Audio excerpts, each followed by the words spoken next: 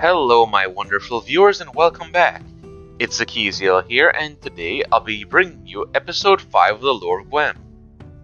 I opted for a little change of scenery for these lore videos to fit the theme. Hope you like it. If you enjoy my content, I'd appreciate if you like, comment, and subscribe. And before I begin, I'd like to thank all of you for watching and especially those who comment. It really means a lot to me that you guys take an interest in this little writing project of mine. Now, since this is a part 2 on the Naval Coalition, I'll start by addressing some of the questions that were in the comments of the last video, and the answers to them. So question 1.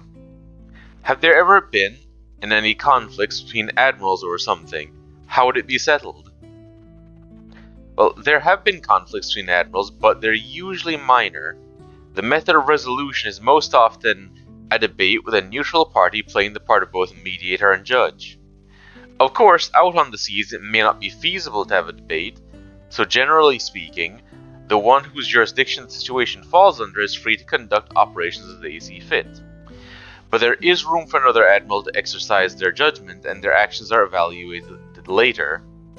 This system allows individuals to exercise their initiative and judgment, but they will be held responsible for their actions and the outcome that results from said actions. Question 2. How much autonomy is each admiral trusted with from the Grand Admiral? Has this trust been tested or broken before? Generally, the Grand Admiral allows the Fleet Admirals to do as they please so long as they fulfill their duties and don't do anything reprehensible, such as committing war crimes. This trust was broken by the predecessor of Fleet Admiral Wolfgang Stryger, who used his power to subjugate an entire species of recently discovered people. After the Grand Admiral discovered what had been done, he had those responsible stand trial for their actions. Everyone who was found guilty was either executed, dishonorably discharged, imprisoned, or exiled, depending on the extent and severity of the part they played in it. And of course their connections, because some people were able to get away with exile rather than execution due to their connections. Question 3. This is a question that branches out, so bear with me. While there is a part of it dedicated to research and development, what is the Coalition's view of mages and inventors within its borders? Are they scooped up and placed into jobs and roles? Are they okay with them being left to their own devices? Or is the matter handled differently by each nation that's part of the Coalition? Well, the Coalition encourages the study of magic and science, but the individual member states largely have the freedom to pursue those as they see fit. For example, Veror allowed unrestricted magical experimentation, which led to a cataclysm that turned most of the nation into a wasteland. And this is what Veror looks like right now. Not the most hospitable of places. As for Acadia, that is the polar opposite, where magic is heavily regulated by the Crown, and mages must be trained and licensed at the Royal Academy. Any mages who have not been trained by the Academy and certified there are treated as witches/warlocks and will be hunted down by the witch hunters. The Coalition does try to snatch up the best and brightest from all the member nations to put them in research and development, but it's up to the individuals if they wish to accept the offer. Most do, because working for the Coalition's R&D division grants access to more resources than any one nation can offer. And in order to prevent cases like Veror from happening again, the Coalition keeps an eye on their research to ensure they don't try anything too dangerous. Aside from that, their mages and scientists are free to pursue any field of research that has benefit to the Coalition or the citizens of its member nations. And question 4. What is the most odd or strange maritime law that the Coalition has? In an attempt to eradicate slavery, the Coalition regulated the import and export of any goods produced with slave labor. Over the decades, the amount of slave-produced goods allowed to be shipped decreased until a complete ban was instituted.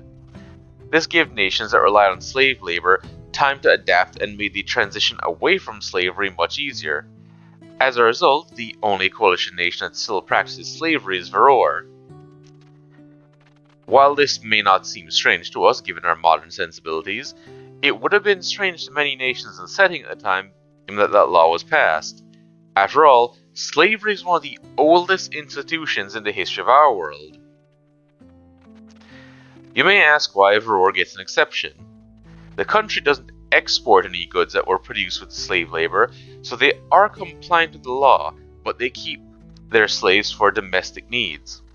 This is considered the best that can be done for now because of how Verorian society is structured.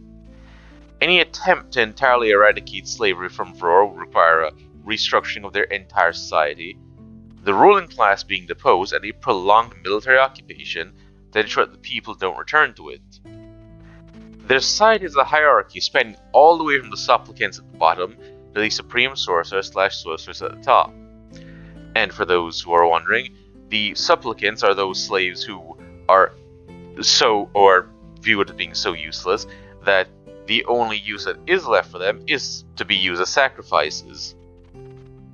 Anyone can rise or fall within the hierarchy depending on their performance, which is paired with the belief of most Verorians that those who remain slaves deserve to be there because those who prove themselves worthy of having a higher lot in life will get it.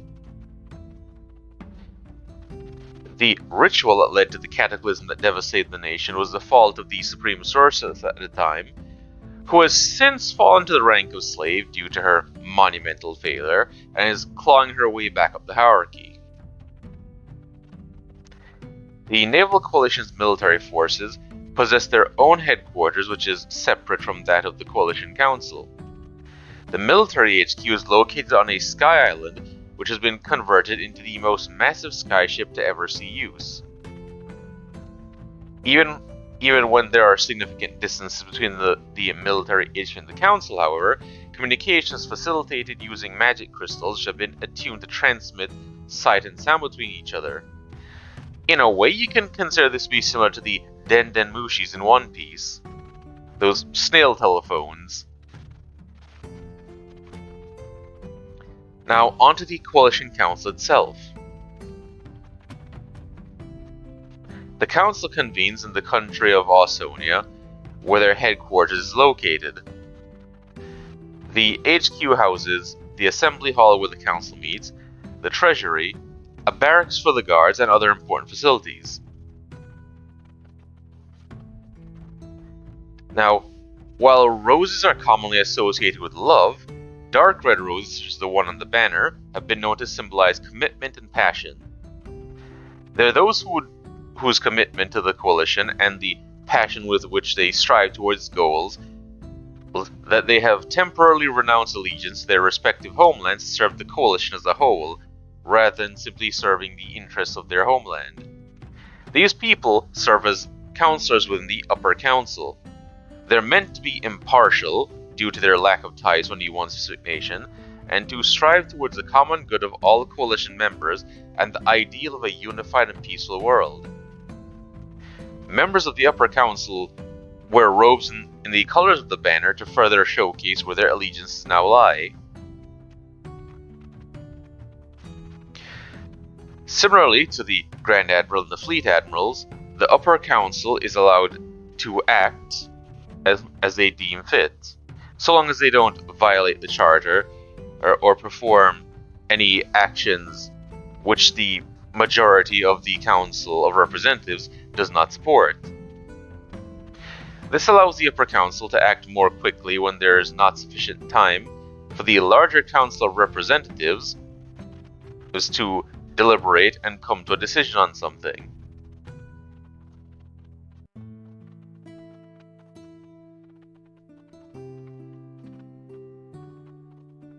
And as you can see, these are some of the councils, such as the previous one was Chantelin, this one is Councillor Doyen, and here's Supreme Councillor Ishaya. Now, aside from handling matters of legislature, which is their primary focus, the Upper Council is also responsible for granting approval for a guild to expand beyond its country of origin and establish operations in other member nations.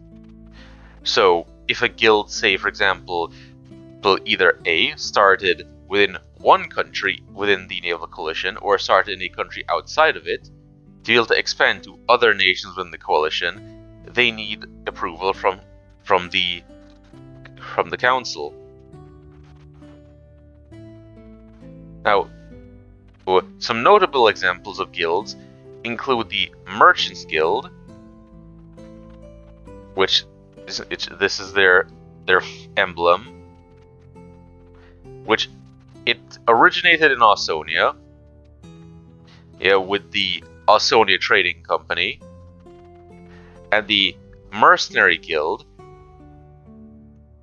seen here, which also originally came from Ausonia and offered its services is for two things. One was the mercenaries who were hired by the Ausonia Trading Company to defend their ships from boarding action, and the other is that there was a need for adventurers, and you can see some of the details of the emblem pay homage to that, with the compass on it, which also shows how far the guild has spread across the world. But these guilds will get their own lore videos later. Many guilds operate in the territory of both the Pirate Alliance and Naval Coalition, and one may wonder why the Council would allow guilds that offer their services to pirates to operate within their territories. In some cases, the guilds use proxies and thus can deny any direct involvement, an example of this being the Merchants Guild. In other cases, such as the Mercenary Guild, they may reach a compromise with the Council. Thanks for watching. I hope you enjoyed, and if you have any questions or comments, feel free to post them in the comment section below.